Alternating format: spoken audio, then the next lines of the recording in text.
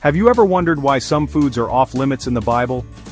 Maybe you've heard about kosher laws or seen lists of clean and unclean foods, but never really understood where it all started or why it mattered so much. Let's go back thousands of years, to a time when God spoke directly to Moses and Aaron, giving them some pretty specific instructions about what his people could eat and what they had to avoid. These weren't just random rules, they were part of a bigger plan. It's all in Leviticus 11. This chapter is like the original food code for the Israelites, laying out which animals are considered clean and which are not. So picture this, God gathers Moses and Aaron and says, here's how you'll know what animals are good for you. He doesn't just leave them guessing, he gives them a clear checklist. Among the land animals, only eat those with split hooves and that chew the cud. This means the animal's foot is divided and it also digests its food in a special way like cows and sheep do. That means cows and sheep are good to go. These animals were familiar, safe, and part of daily life for the Israelites. But if an animal only has one of those traits, it's a no. God's instructions were clear. Both features had to be present. Camels and rabbits chew the cud but don't have split hooves, so they're out. Even if they seem harmless, they don't fit the criteria. Pigs have split hooves but don't chew the cud, also a no-go. Even though pigs were common in other cultures, God set his people apart with these rules. When it comes to sea creatures, God's rules are crystal clear. The Israelites lived near rivers and the sea, so this mattered a lot. Only eat what has both fins and scales. This means most fish are fine, but anything else is off limits. So, fish like salmon?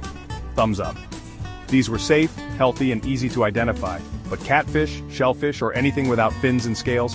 Off the menu. No shrimp, no lobster, no eels. These were considered unclean, even if they were delicacies elsewhere. Now, birds get a special mention too. God didn't just leave it up to chance, he listed specific birds to avoid. God tells Moses, don't eat eagles, vultures, ravens, or owls. These birds were often seen as dangerous or unclean because of what they ate. Basically, any bird that hunts other animals or eats dead things is considered unclean. They were scavengers, and God wanted his people to avoid them. That means chickens and doves are okay, but scavengers are not. These clean birds were often used for food and even for sacrifices. Even insects aren't left out. God's attention to detail covered every part of creation, even the smallest creatures. Most bugs are unclean, but there's an exception. God made a special allowance for certain insects, locusts, crickets, and grasshoppers. If you're feeling brave, they're actually allowed. Who knew? In fact, locusts were sometimes a survival food in tough times. So why all these food rules? Was God just being picky? Or was there a deeper reason behind every command? Not at all. God wanted his people to know the difference between what's holy and what's common, clean, and unclean. These rules were about more than just food, they were about identity and purpose. These weren't just diet tips, they were lessons in obedience and purity. By following them, the Israelites showed their trust in God and their willingness to be different from the nations around them. God's message was simple, be holy, for I am holy.